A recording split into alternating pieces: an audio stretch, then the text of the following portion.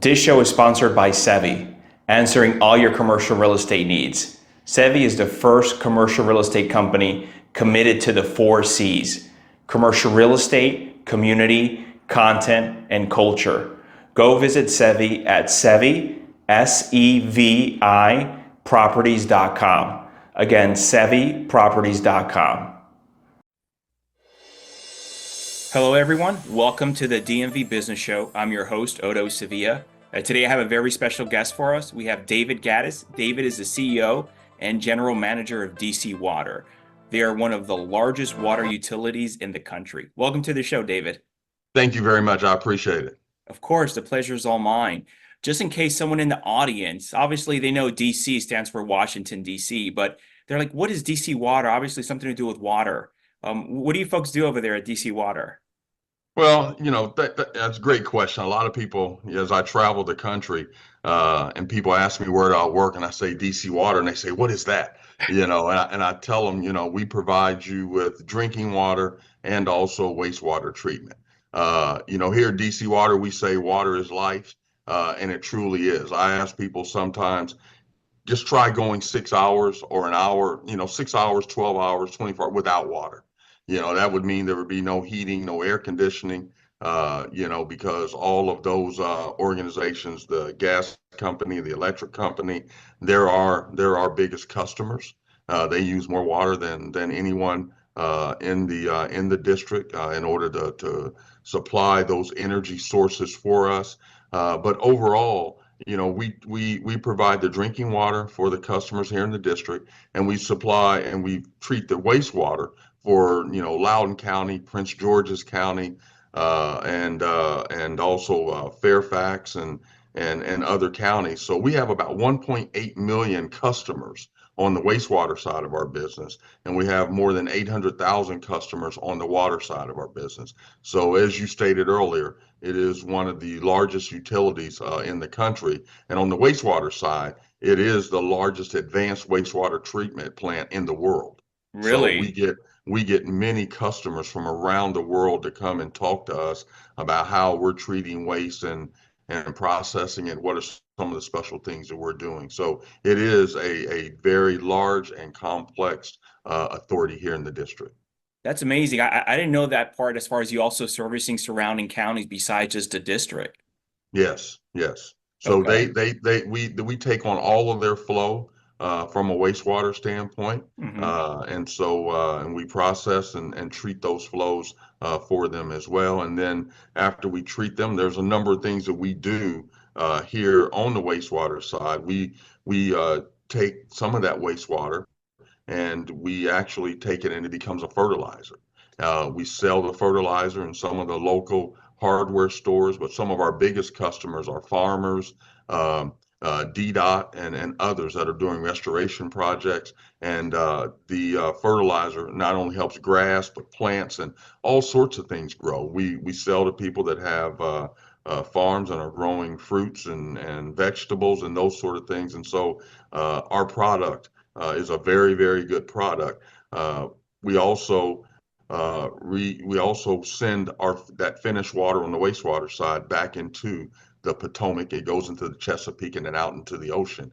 And we're part of the reason that you've seen a revitalization of some of the wildlife here in the district and also in the Forgotten River, the Anacostia River. So we have done some great things in the district for a number of years from an environmental standpoint as well.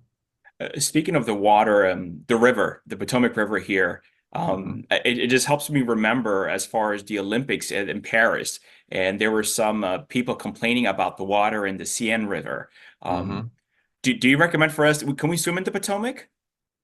Can we still what? The Potomac? Can we swim in the Potomac River? Well, there's no doubt about it. The Potomac right now is used for a number of different things in the Potomac, recreational especially. Yes. Uh, and we have taken the true river that was under the most stress was the Anacostia River, and we have moved that river. It was a F-rated river from a grading standpoint, F-rated. So it was not fishable, swimmable, or any of those things. And we are approaching a C rating here in the district for that river, and it will be swimmable by next summer. There were some. We tried to do that on a number of days this summer. We tried to do it, but when you get rain and you have the flow coming upstream and then coming into the district, they actually may not take as good care of the river as we do, and we understand that, and we're working upstream to make sure that individuals are treating the river as we treat the river.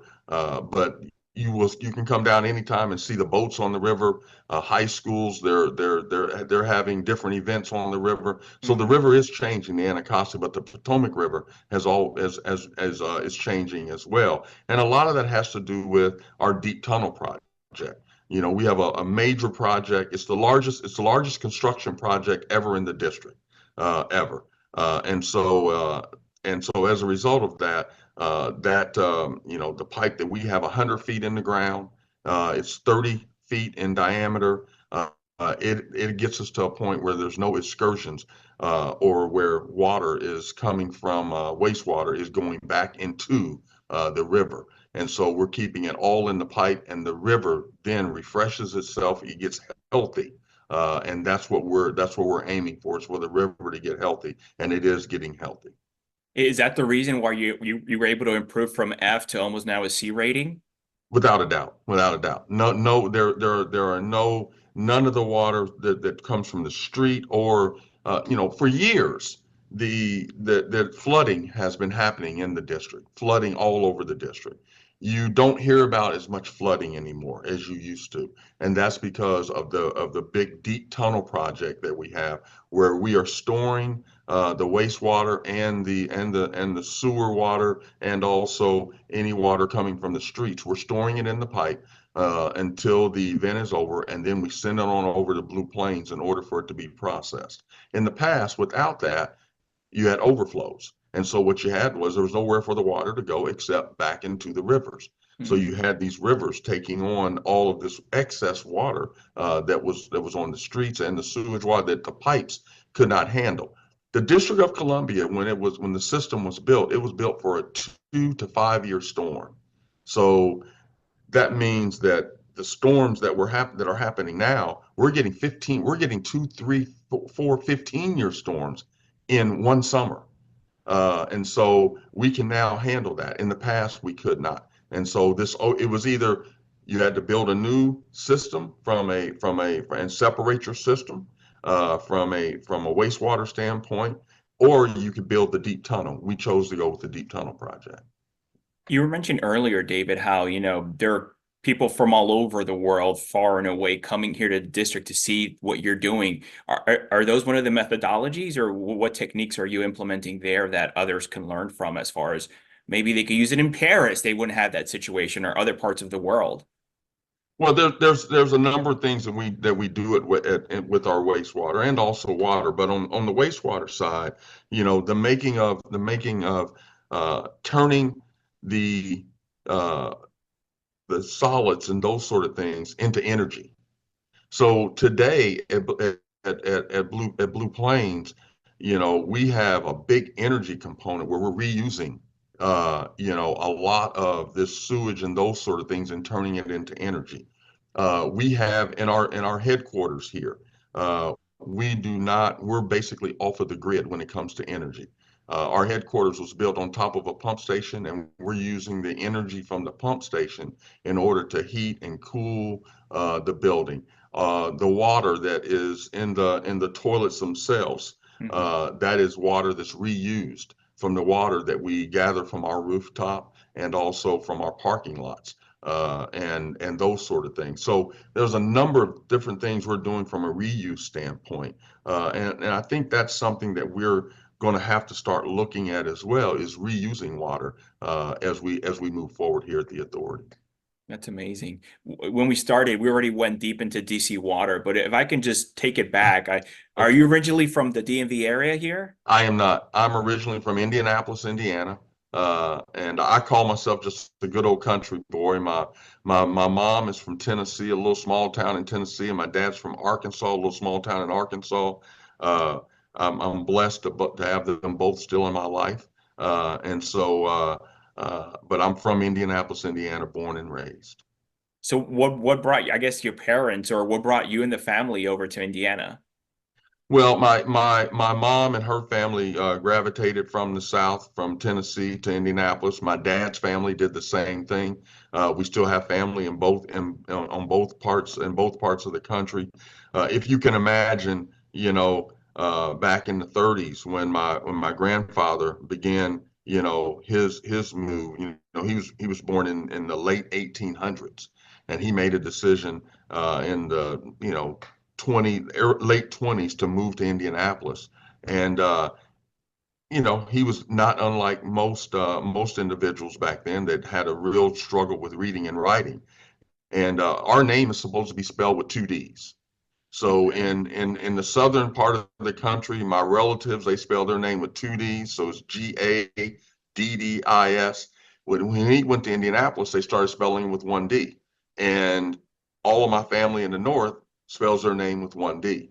And so but my family's gravitated there. My mom and dad, met in Indianapolis, and I was reared in Indianapolis, and as a result of that, I had an opportunity. Indiana is the basketball capital of the world, Yep. is what they say. And so I was a basketball player. I had an opportunity. I had about 150 scholarship offers to play basketball. Wow. I chose at the last minute to go to Southern Methodist University. Best choice I ever made in my life. I had a great time there. It was a great school. I had a great education and everything there, and had an opportunity to play there for 4 years. Was the team captain and those sort of things. So I had a great career from a basketball standpoint. And for me, it was about taking what I learned on the hardwood, into the boardroom.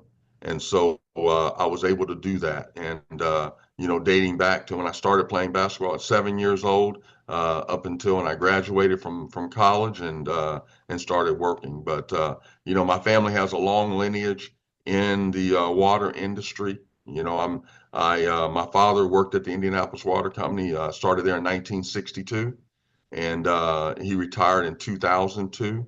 And we had an opportunity for a short stint to work together. But my dad was in charge of construction at the Indianapolis Water Company, and I learned a lot from him about the water business and decided to make that my career. So you're third generation in the water business. I am.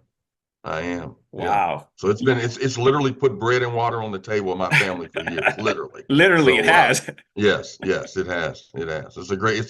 It's a great industry, great people, and it's a great place. There's everything that you would want to do, you would learn in college from a business standpoint or whatever. You can do that in the water industry because there's many facets that make this team come together. With our 1,300 employees, it's a number, finance, communications, just a legal, a number of different areas that we have here that people can get into, not just operations, not just digging ditches. There's a lot of things behind the scenes that the team does in order for this to work for us every single day.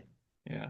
David, I didn't know you were a ball player. Growing up, basketball was always my favorite sport. Oh, okay. Yeah, Yeah, I just loved it. Back then watching MJ and then Irving and yeah. Karl Malone and everything. And that's amazing. 150 scholarships, as far as Yeah. university. Yeah. So I was one of my goals when I was growing up, my dad, it was one of these guys, that he taught me about KPIs, key performance indicators, and really taking a look at setting goals before I even knew what they were. And we use them today in our business. But one of the things he sat down with me and said, what's the one thing that you want? In basketball, and I said I want to be an Indiana All-Star. The Indiana All-Stars, it designates the 10 best players in the state of Indiana that year, and you know it was just an honor to get that award. But the way I got there was my dad. He looked at for the past 5 years, the Indiana All-Stars, what were their averages, and those sort of things, and what things that they did on the court, off the court, and those sort of things. And so we set goals for myself, and one of the things he told me was, you won't be an Indiana All-Star playing defense. You got to score. And so my senior year, I averaged 26 points a game. my senior year scored 45 points in one game and Wow. those sort of things. And so, The senior he in high school or really, college? in high school. Okay. Yeah. Okay. And so in college, my game totally changed. It was one of those things where, I'm 5'11", point guard. The college game is one in which where you're not going to be a scorer, you're going to be a leader. Hmm. And so, I was happy to be the team captain and lead my team to the NCAA tournament and actually play against Georgetown in the Sweet 16.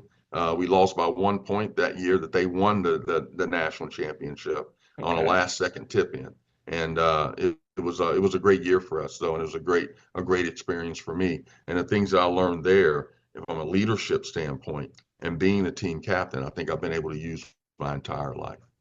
I love too at such a young age, David, your dad sat you down as far as what your goals and not even just your goals, but planning for him. And I'm Yeah. sure you, like you said, some of the things you learned in a hardwood, you can transfer over to the boardroom. Without a doubt, without a doubt. And we did that often, where, we started my freshman year setting those goals and saying, here's the things you have to achieve and those sort of things. And what are they looking for? And it actually led me to, not only on the basketball court, but off of the basketball court to be the person that I wanted to be. And, I then became a Indiana Basketball Hall of Famer. So I was inducted into the Hall of Fame in 2014, and that's a very, very tough Hall of Fame to get into. Of the likes of Larry Bird and Oscar Robinson and those individuals. So some great players have come from Indiana. So it's an honor for me to be in that same Hall of Fame with them. But it was my mom and dad that basically set that whole standard for me to get there. Besides having goals and writing them down, how often were you reviewing them or looking at them? Because some people I'm thinking, the beginning of the year they set their goals and they're like they set it and forget it, but they're not tracking it, right? Like you were doing. Yeah, yeah. No, it we looked at it every week. So it was a weekly thing for me and my dad. In the state of Indiana, one reason I say that in the state of Indiana is one of the best that there is as far as players coming out having the fundamentals. In the state of Indiana, you play one game a week, and you're lucky if you get two games in, but you play on Friday night and that's it. So there's Hmm. a lot of preparation. There's a whole week of preparation for that one game, and so Saturday mornings or Sunday mornings, me and my dad would sit down and look at those goals and talk about what happened on that Friday night. Where does this put me at in competition with the other scorers in the state of Indiana? So because it is a competition, and you can't my very first game my senior year, I think in that game I was so nervous. There were so many schools that are watching me play. I had like 8 points, and my dad that Saturday Sunday morning, he told me what I needed to do to get to that 25 points a game. And that's when I came back and scored 40 one night, 38 another night, and he was like, "Okay, we're back in the game now." So we often looked at those goals, just like I do here at DC Water. We have dashboards that we have set up, and I'm looking at those dashboards. We are a data-driven organization. We set the goals at the beginning of the year, and we strive to beat them, to do better, to meet them, and we look at them, on a daily basis. That dashboard pops up every morning for me, and it lets me know how we performed the day before and where we're at for the month. And so it's a great question that you asked because it does remind me. I looked at them all the time as I was a basketball player, but now running a business, I look at them quite often as well. David, and it sounds like at a young age also you were already a leader. You said you were captain of your basketball team in college. That leadership, was that also, you think, was it in your household or how did that transpire? It was without a doubt, it was in my household. My dad, my mom is probably, I'd say she's 5'6". My dad is somewhere in the area of 5'9", 5'10". So I was never going to be tall. Hmm. So I was going to be a point guard. And what my dad preached to me was the point guard is the leader. Everything that goes wrong on the basketball court is your fault. You are the coach on the floor. And my dad was my coach as well. And so my dad always talked about being that coach on the floor and carrying the coach's philosophy onto the floor. But everyone has to be led in a different way. Not everybody's the same. So you got to talk to your big men and figure out what makes them tick and figure that out. Your two guard, and so you got to lead the team differently than you do just in the locker room with everybody. Once you get on the floor, it's individuals. In the locker room, you're a leader of a bunch of young men. And so there's a way to do that. There's a way to communicate. And my dad and my mom always talked to me about that. And the number one thing that they always told me was grace, to give people grace. And to make sure that you take care of people and that you comfort them and you make them feel good, and you'll get more success out of them that way than being a jerk all the time. So have grace and empathy and sympathy and all of those sort of things for people. Yeah, that's so true. Being in college, I assume you knew NBA was not in your horizon, correct? Or did you Well, ever you can have never, that? that's a funny question because you can never tell a guy that NBA is never going to happen for them. But I was lucky, Okay. and the reason I say that I was lucky, I got hurt as a sophomore, and it was an injury in which lasted my whole season and put me in a tough position for my last 2 years, and it hit me. This isn't going to last forever. Hmm. So I took 18 hours, I took summer school, I graduated a little early and everything. And I really pushed the whole education piece hard. And that was where my parents came in at as well. My dad would tell me that that's something that no one can ever take from you is that degree. He talked to me about using the game and not let the game use me. And I didn't understand that when I was coming up. And what he meant by that you know, you're going to school and you're gonna get an education. That's how you get paid. Is the way the school pays you back is an education, and that's something that can never be taken from you. If you don't get an education, then you let the game use you. You Hmm. didn't use the game. And that was what he talked about to me all the time. My mom used to talk to me about all the time about, hooting with the owls at night. You can't soar with the eagles at dawn. And she would always talk to me about that whenever I would leave the house in my car or whatever. Don't stay out all night. You got this to do the next day. You got this to do the next day. And they were right in the things that they talked about. And I lived a great childhood. I never wanted for anything, but they always made sure I was grounded. That I was a grounded young man is what they always wanted me to be. And I think that was helpful for me as I progressed along in my journey. Yeah, you had great parents there, David. What'd you major in college? Marketing communications, Okay. with a minor in business. Okay. So you Yeah. had some interest as far as maybe the business or organization or just Oh leading yeah. overall, right?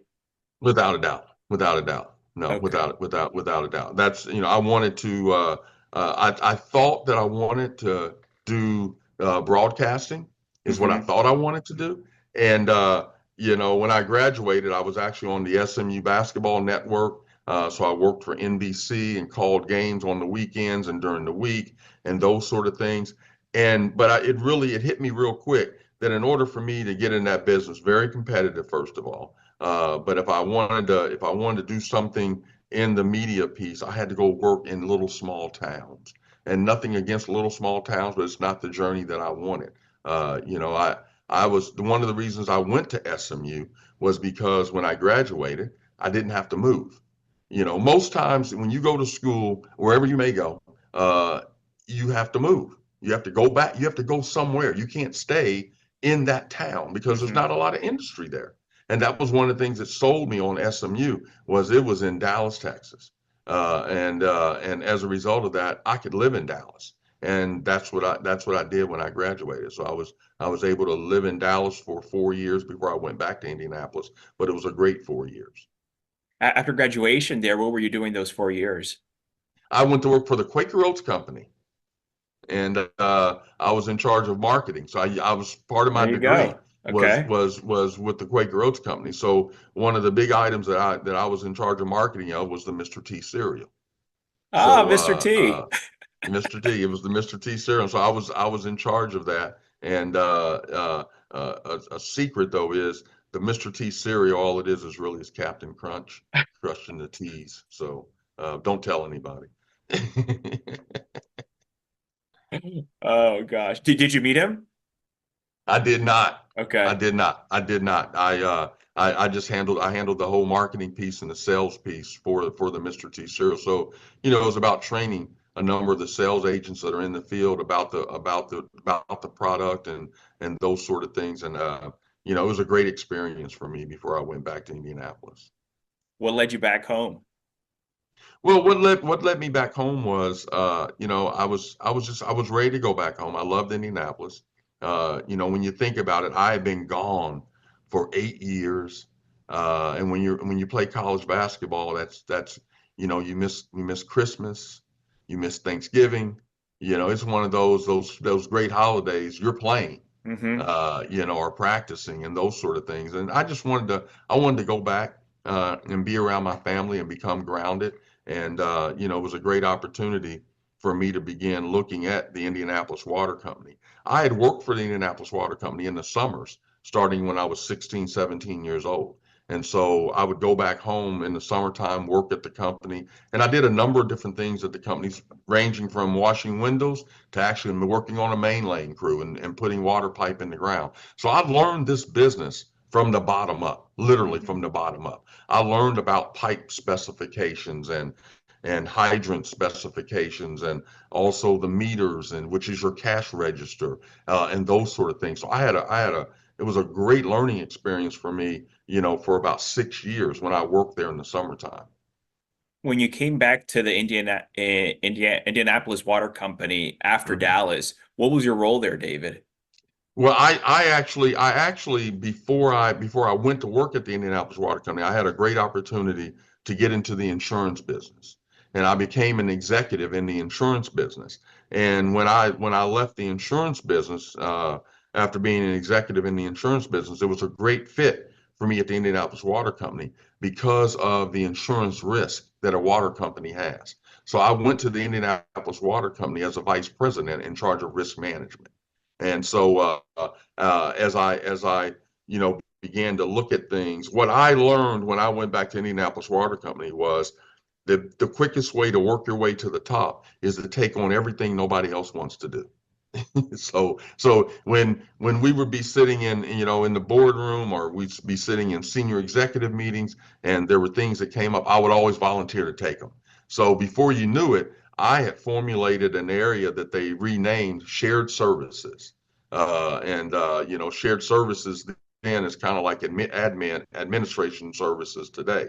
And so I took on, I already had the risk piece and the insurance piece, and then I took on the fleet. Nobody wanted fleet. Nobody really cared about fleet. I took on safety. I took on security. I took on all those low level things, and I built myself kind of up in the organization where I was the vice president of actually senior vice president and executive vice president of shared services. And I already knew about other parts of the business as well. So it was a natural fit for me to then become the COO and then become the CEO.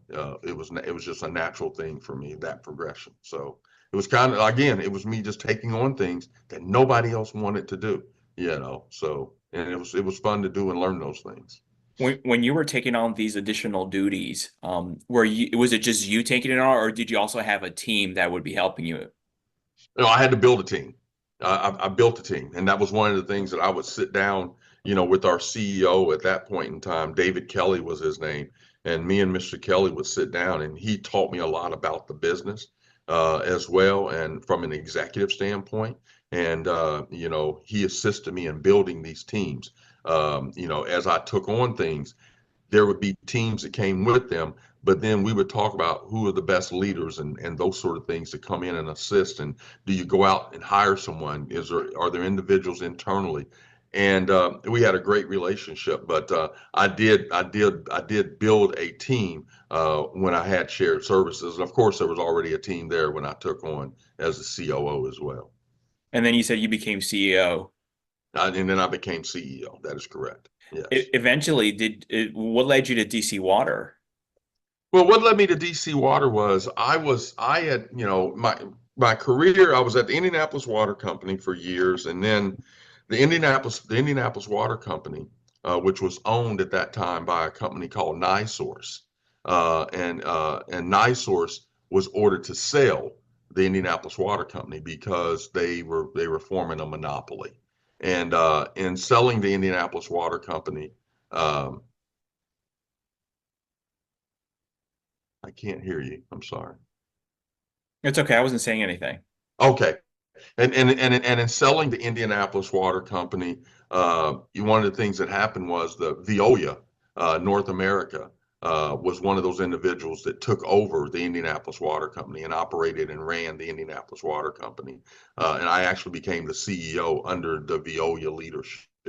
And Veolia is the world's largest operator and manager of utilities, which put me in a position to travel around the world and really work with some of the finest leaders in our industry and learn and those sort of things. And so, having experience with the Indianapolis Water Company and running it, to having experience with Veolia, when the job came open here at DC Water, it was a natural fit for me. The board felt it was a natural fit as well, and we went through about a 3-month recruiting process and talking and learning about each other, and we both felt like it was the right place for me, and I was the right selection for them. That's amazing. And now you've been at DC Water for how long? 6 years now. I came here in 2018. How was it transition for you? The transition was great. The people here at DC Water were great people. The District of Columbia, the mayor, Mayor Bowser, was great to work with as well. She made my transition very easy as well, and her team, and they've always been great to work with. But the people here at DC Water were fantastic to work with.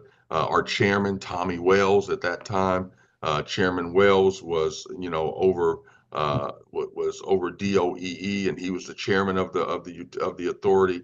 He was great to work with. The transition was great. I felt at home day one, and it was just a great fit for me from day one, and has continued to be a great fit for me. When you move to a new company, sometimes, David, there might be some changes, of course, that you might want to do, whether it's with internal team or just objectives or anything else. Or sometimes you're just like, hey, let's just keep going the way it was. How was it for you then when you came in? Well, for me, I had again, you know, I I've had the opportunity to, be with a Veolia that manages, operates utilities all over the world. And it's the largest manager and operator of utilities. So I had an opportunity to actually sit down and work with a number of CEOs as they were going into their new role. And for me, it was a 90 days of sitting, listening, understanding, and not necessarily trying to put your mark on something, but is learning the culture of the utility. What culture do you want it to be? Understanding what is the roadmap look like, which is your strategic plan, and looking at what is that strategic plan, how is it being implemented, what are the values of the organization. And so it's all those sort of things that you have to get your arms around and understand. So making changes was not a priority for me. That was not the priority for me was to learn and to understand who the people are of this authority and build a team that is one in which will knock walls down for you, but will want to go out and do the right thing on a day-to-day basis. And I was able to assemble that type of team. And I've been able to assemble that type of team. I've been able to retain that type of team as well. So it's attraction and then retention for that senior executive team, because that senior executive team becomes you. It becomes that body You may be the head, but then they become the body, and then they have to go out with 1,300 employees. I can't see every employee every single day. I can't manage every single. So I have to rely on my team. And then Hmm. we have to rely on the directors, the managers, the supervisors, but most of all, the employees. And so my number one thing is to celebrate the employees and celebrate what they do on a day-to-day basis, because without them, we're nothing. They are truly my heroes. They are the individuals that when you and I go to bed at night, it is inevitable that a water main break is going to happen in the wintertime. The frost level drops down to 4 feet below ground. The water's sitting still. The water freezes in the pipe and it breaks. But when you and I wake up, we have water. And it's because of those employees that are out there in the middle of the night doing that work. And so those are my true heroes, to be honest with you. And those are the heroes we celebrate every single day here at DC Water. I love that. The team makes the dream work, right? And no doubt about it. No doubt about it. Yes. David, you've had such a rich career. What is it you're most proud of? That's a great question. Wow. Um, I've had so many things. Um, I've received so many awards and those sort of things. But for me, I think what I'm most proud of is that I have been able to go to utilities and assist them in a turnaround and make it a place where people want to come to work. So for me, it's about establishing, and one of my biggest accomplishments for me is establishing the people, place, and pay rules. And so, the people piece is about attracting and getting the best people in this industry and making people feel good, making people want to show up to work every day as their authentic selves, no matter who they are, what they do, whatever it might be, but they show up every day as their authentic selves. Place, creating a great place that people want to work. If you've seen our headquarters here in DC, it's a great place to be. It's a great place, and it's a beautiful place sitting on the Anacostia River. And for other employees, though, it's making sure they have everything that they need. When I first came here to DC Water, one of the things I did was I began touring a lot of our facilities.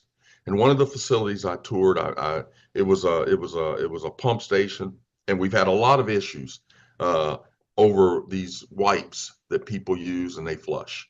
And they were clogging up the system and those sort of things. And I sat down with them and I said, if there's one thing you could have, what would it be?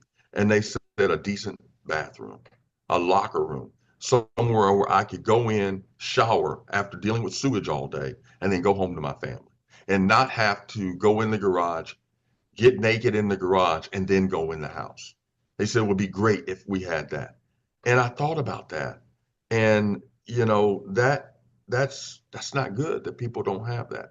So Hmm. we revamped and redid and we made it a great place for people to want to come to work. And then the last one, pay. Making sure that people are paid equitably and fairly and those sort of things. When I came here in 2018, women were making less money than men in their same positions. And we fixed that. And so the whole people, place, and pay, which was my mantra when I came, and it was something and the things I just talked to you about that I wanted to do, we've accomplished those things. And it's still work to do to keep those things up. But, having great people, great place to work, and great pay, though if you can master those three things in any organization, I think that's the road to success. And we've been able to do that. I love that, the three Ps. Yeah. Yeah. You've said multiple times as far as the importance of team and people. Without the people, none of this would be possible. Right. How do you go about actually surrounding yourself with the right people, with the right team members, and placing them in the right position, and the right place in the bus? Well, I think it's first of all, sitting down with people and having conversations and getting their philosophies, their thoughts, and making sure that they line up with you. Not every individual thinks like me or whatever it might be, and I get it and I understand that. My senior executive team, I've been able to handpick those individuals. Some of them have been in the water industry, some of them were not in the water industry. Some of them came from the electric industry or from housing and those sort of things. And so it's great to get a variety of people. And what I've been able to do is to assemble a team that looks like our employees. They look like the district that we serve.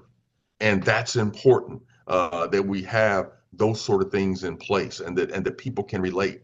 It's great to understand who are the individuals you're working with. So I'm a big Myers-Briggs person to understand, what's your thought pattern? How do you speak? How do you engage? And those sort of things. We have individuals that are deliberate thinkers, and so those individuals, you got to call on them maybe, to understand. You got to understand your team. And that is what I was taught at a young age, is understanding how to motivate my team. And I've carried that on for my entire life, and it's worked for me to be able to understand how to motivate my team. And everybody is motivated differently. And it's about understanding what does motivate that individual. And once you figure that out with that individual, I think you're going in the right direction. David, what advice would you give someone just fresh, starting off their career? Maybe they're entering, maybe it's their first day at DC Water, or maybe they're just in a totally different industry. No, that's a great question, because I meet with every new employee that comes to DC Water. We have a orientation meeting every other Monday. So it doesn't matter if it's one person in the room, and it may be 10 in the room. And I sit down with those individuals. I get to know those individuals. I talk to them about who I am and what my background is. I talk to them about where we're going as an organization. I talk to them about the big projects that we have in the future and the things that we need to do here at the organization. I talk about our weaknesses. I talk about our strengths. But then I get into them as an individual, because they made a decision to join DC Water. And I talk to them about how we are going to develop them, because I'm big into development. I talk about our succession plan and getting on that succession plan, platform.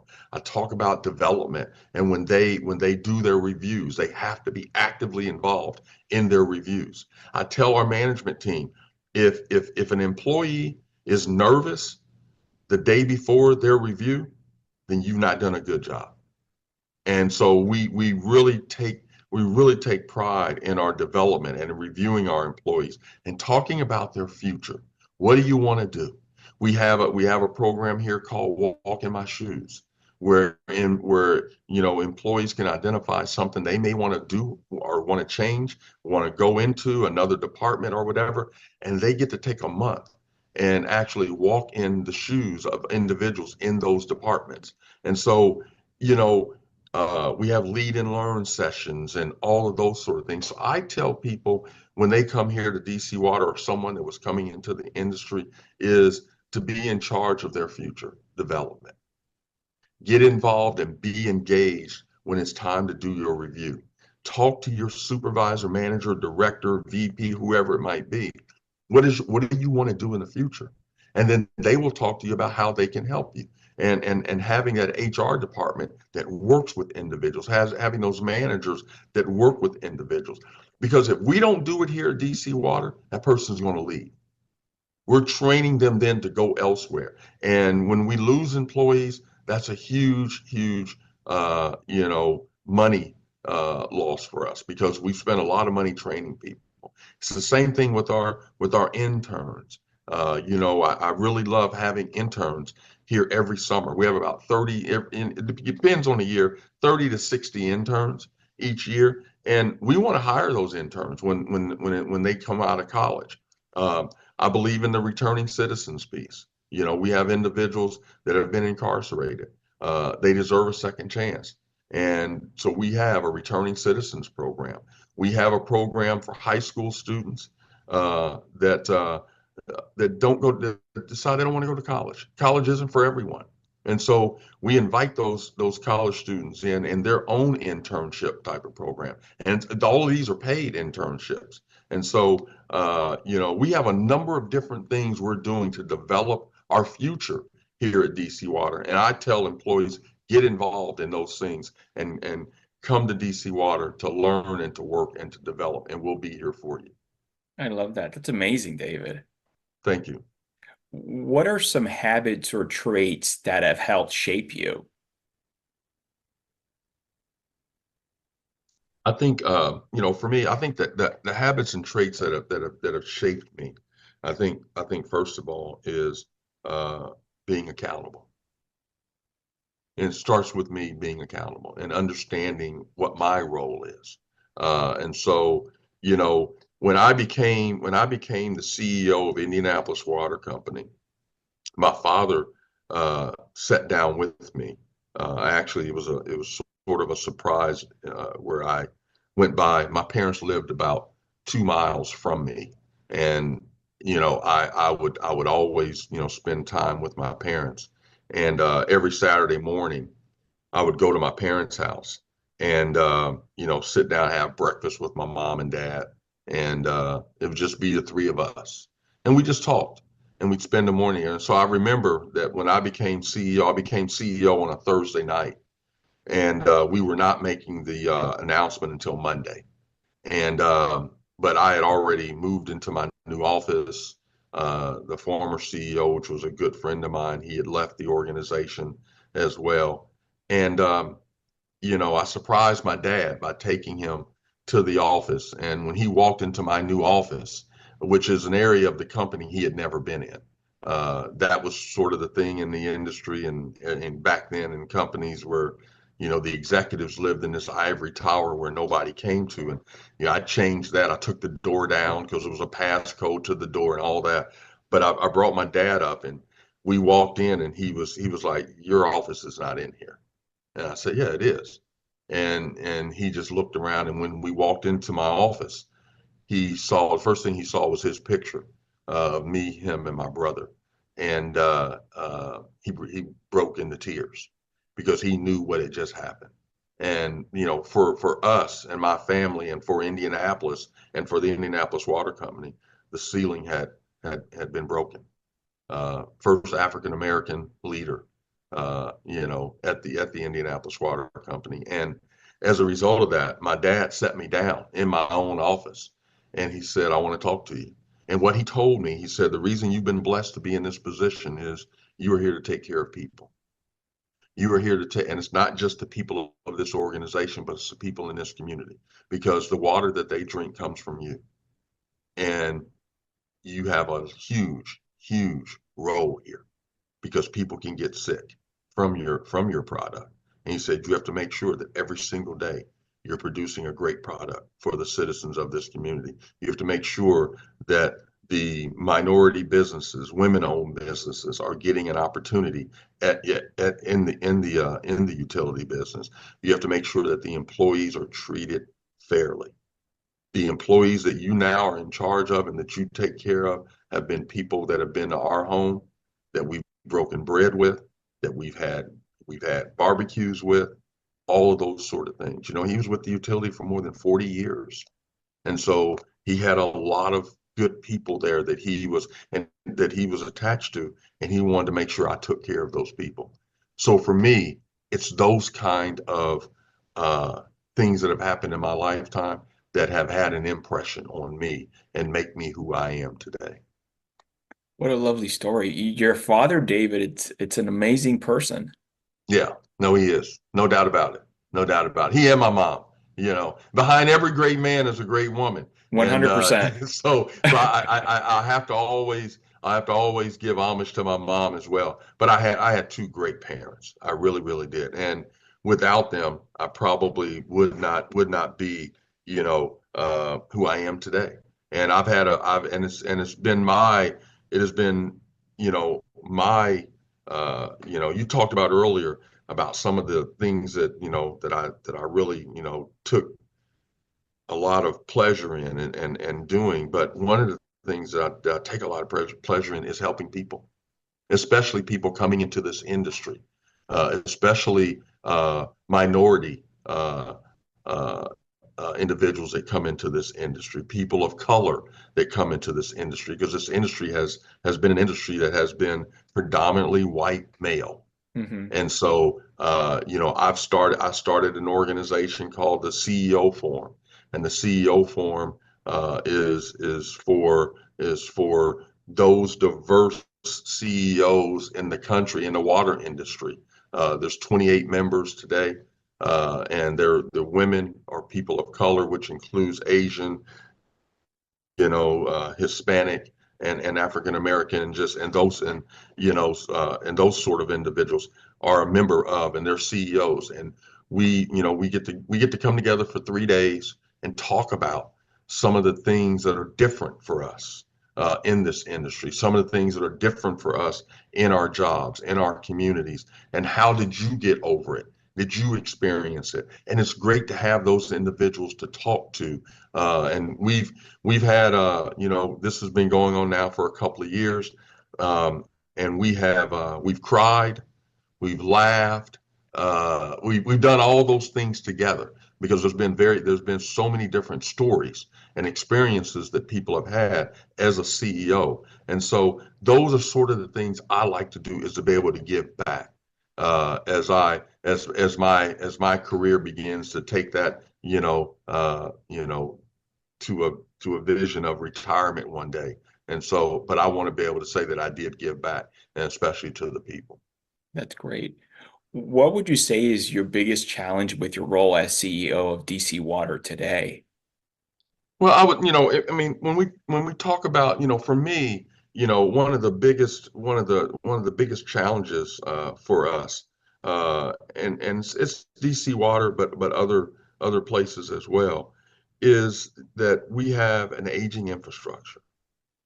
The 80% of the pipe that sits below our feet has already reached its useful lifetime. 80%. We took on a system from the federal government, which was unlike some other communities that built their own, but we took over a system. It was already dilapidated, and it was a tough system. And so the men and women that operate this system today, they do a fantastic job. But we're doing a good job, I think, from a financial standpoint of keeping rates as low as we can. We're doing a great job of handling what I call unfunded mandates. And for me, unfunded mandates are something that comes from the federal government. They tell you to do, and they're not giving you the funding for it. And you got to go find the funding. And 9 times out of 10, it ends up resting on the backs of your ratepayers, or figuring out in your organization, where can you take some money from in order to make sure that the rates don't go up. So one of the things we try and do is we set rates out for 10 years, and each year, when it's time to actually put those rates in place, we don't set them out. We actually look at them, and we look at them and we say what we think the rates are going to be for the next 10 years. So I'm sorry about that. We project them for the next 10 years. We try and beat that. If the rate increase is going to be 5%, we want to come in at 4%. We want to make sure that we're doing everything from a fiscal standpoint to make sure that we are taking care of our ratepayers. Not everyone is as fortunate as some, and a water bill of $125 a month is a struggle. And so to take these unfunded mandates that we get from the federal government and then put them in play is tough. But I think for me, it is one of the biggest challenges is really those unfunded mandates, but then also those making sure that the rates stay at the right place, but taking care of the infrastructure that we have in place. And one of the biggest things that we have here in the district, and some people don't know this, is we only have one source of water, and that one source of water is the Potomac. If something happens in the Potomac, we have less than 24 hours of water in the district to survive on. And the Potomac has a lot of things going on in it. It has trains with all kinds of chemicals in it going over the river daily, every day. So at any time, a derailment could occur. We have pipe going under the river that ranges from oil, gas, and all these sort of things, all kinds of contaminants that could take over the river, but that's our only source. When you go to other major cities, they have 2, 3, 4 sources, some of them. Mm-hmm. We only have one water plant. If that water plant goes down, we have another problem. we are not very resilient at this point in time. And so for me, that's what keeps me awake at night. And that's the challenge. And that's something I've been working on for the last, few years, coming up with a way to improve our resiliency and those sort of things here in the district. And we're gonna get there, and we're going in the right direction where we will have that second source. So we're working with a number of our partners around the district, including WSSC, Fairfax, and other utilities that are near us, and talking about Alexandria as well, and talking about how do we solve this problem? How do we help? How can they help DC? Can we put interconnects together? How do we go from having less than 24 hours of water to where we can at least get to 2 or 3 days, so that if there is an oil spill, can the spill get past the plant, and then we can start taking water from the river. And so that timing is important for us. And so what can we do to strengthen the system that we have today? And that today is what keeps me awake at night. How close are you to getting that second water source? Well, we've identified, we're working with the federal government as well. We've identified a couple of sources. We're actually going through a planning process to begin to pick those sources and figure out what they are, and what should they be. The other solution to the problem is having more storage of not raw water, but of finished water. So we're working on having more storage from a finished water standpoint, and that could be more towers. That could be bringing in from a raw source, bringing in water from Blue Plains. That's the largest. When you think about this, a lot of people cringe when you talk about reuse. They really do. They cringe. But we're already reusing water. We're drinking someone else's water, that they've used, that has been treated and then put into a river. And so those rivers come down, water runs downhill. And so we're already reusing and finishing reused water. Hmm. We're already doing it. And so in Las Vegas, you look at Las Vegas, Las Vegas is on a loop today. When you go to Las Vegas, the water's the wastewater comes out, it goes down the stream into the water company takes that water and then finishes it and then sends it back into the system, and it's on a constant loop. And so when you look at these communities that are doing this, they're doing it in California, they're doing it over in Europe. It's something that we can learn from, I think, here in the U.S., and do those same sort of things here, and especially here in the District of Columbia. Yeah, So we're getting close. We're getting close. I'm happy to hear that. Yeah. Coming to an end here soon, what do you know now, David, that you wish you would have known at the start of your career? Mm. You have some great questions. Uh, you know, Thank uh, you. what do I wish I had known? Um,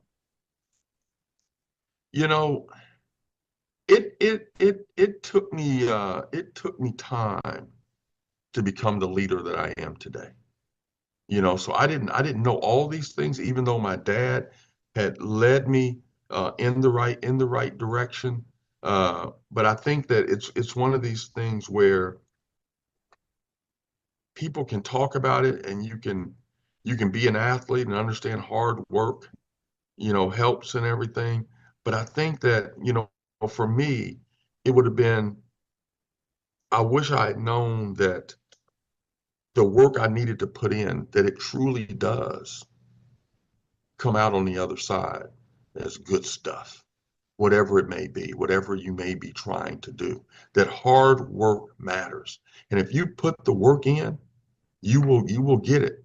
And so at the beginning of my, when I graduated, I didn't understand planning per se from a business standpoint. I understood planning from a basketball standpoint, but from a business standpoint, I didn't understand that whole planning piece and bringing that together. And so I think for me, really honing in on and finishing your skills are something I wish that I had known earlier on, and working harder earlier in my career, and it made me have to work harder later. but working hard early in my career, I wish I'd have known how hard I really, really needed to work in my, to get to where I'm at today. So, it probably would have been, would have gotten there quicker, but I still got there from my standpoint, was able to accomplish, I think, the things that I wanted to accomplish. But earlier in my career, understanding what hard work really means. From a leadership standpoint, is it mostly been for you through experience, or I don't know, maybe you took classes or learning in a different way, whether through materials or books? No, for me, it was watching others and having mentors. And so some people think that a mentor is like a good thing, or they teach positive things. I've had mentors that taught me I don't want to be like that. Yes, me There were too. some people I watched and I was like, I don't ever want to be like that. Or I don't ever want to be talked about like that in the lunchroom. People talking about leaders in the organization and those sort of things. And it's just and so I want to be spoken about in a positive manner. And so I've had to change a number of my thoughts because, it just change has been inevitable throughout my career. And you know, uh uh, you know, making sure that I allow space for people to show up as their authentic selves. I think that's important. I think it's very, very important for people to feel good about where they're at, and where they're at is at work, and to feel good about being at work and who they are, and that they can be that authentic person and still come to work every day and get the job done. And I think that's important. But I've learned from what I call mentors, and some of those people, like I said, there's some things they did well, some things they didn't do well. Some people did everything well, some people did nothing well. They're still a mentor though. And I think that for me, you know, I I learned that at an early age as well in dealing with people, and I've tried to pass that on, to others and to my children and things like that. So I think that's for me, that's been it. What does the next few years look like for you and DC Water? What are you most excited about? What I'm most excited about, to be honest with you, at DC Water is the reuse project, and taking a look at that and understanding what is it, how do you know, how do we, because it's a big educational piece, and it's about educating people. And people want to know what they're putting in their bodies and what they're bathing with and those sort of things. And so I've I've I've I've had the opportunity to go to reuse plants and actually taste the water and those sort of things, and test the water and see the testing and how they do those things. And I think that's just exciting to me because again, we've had a couple of times where we were in a drought condition where we were having to ask people stop using, not stop, but slow down the use of your water and those sort of things. And I think that, if you pay for something, you should be able to use it. You Yeah. shouldn't have to pay for water and then I tell you can't use it. That doesn't seem right. And so as a result of that, I think that making sure that we're reliable, which we're very reliable, but we have resilience, and we have, twins and duplicity and those sort of things in place. I think that's important for us to have as an authority. And so though that's what the future looks like for me, is to take a look at our capability in producing water, and when we're producing that water, can is an abundance of it, and making sure people are able to use it as they see fit. And I think that is the greatest community that you can live in, and say that we can use water as we see fit. Those hot days, we can pull the water hose out and spray each other, versus in some communities you can't do it. No Mhm. water usage after this time, and I want to make sure that we have a community that can always use with that water in the way that they want to, especially from a recreational and fun standpoint. So I think for me, from a futuristic standpoint, is to take a look at that reuse project and second sources and those sort of things. That's what's exciting to me. And then also repairing our our aging infrastructure. and getting the funding for that. That's the other piece is out here for me is to look for that aging infrastructure solution for the District of Columbia as well. David, when you're not busy working, what do you like to do for fun in your free time? Golf. And I haven't played this year at all. Oh no. So I've been busy. But no, I love I love the golf. That's my favorite pastime. I blew my Achilles tendon out about 15 years ago, 20 years ago, probably 20 years ago. I was still playing basketball and blew my Achilles tendon out, and that's when I picked up the game of golf. I love to golf, and I just don't get to golf enough. But I love the golf. I love to be able to get away, kick up my feet, and still think about work, but it's in a different environment. So I Of love to course. travel as well. So golf and travel are my two things I love to do. Work is always there, even in the back of your mind. I don't think that ever goes Always, away. always, 24/7. It'll probably be there the rest of my life. So, but yeah, I love the work. I love DC Water. It has been a great place for me to grow in that next level of a leader. You continue to get better is the way that I look at it, and you're never the greatest. But I want people to know that I do work at this. I do work at being who I am, and it is. I love being the leader, and I know everything rests with me. The bad, the good, the ugly. It all comes to me, and it starts with me, and it ends with me. And that's where I've been my entire life in that type of a role where everything is it comes back to me. I'm the one that has to justify, and I don't have an issue or a problem with that. I love it. David, if people want to learn more about you and DC Water, maybe they want to join your team there, where can they go to and learn more, please? Well, they can go to our website, at dcwater.com. Is a great place for them to start. I would tell them to look at our page and look at positions that are available. We post positions all the time and see if there's a match and a fit from that standpoint. And so that's where I would tell them to start and take a look. And even things where there may not look like a great fit, we're always looking for entry level positions to fill entry level positions and those sort of things. So I think that would be the best place for them to start here at DC Water if they want to join the team. That's great. Thank you so much for joining me today. It was an Thank honor. you. I appreciate it. Thank you very much. Pleasure's all mine. Take All right. care. All right. Take care. You too.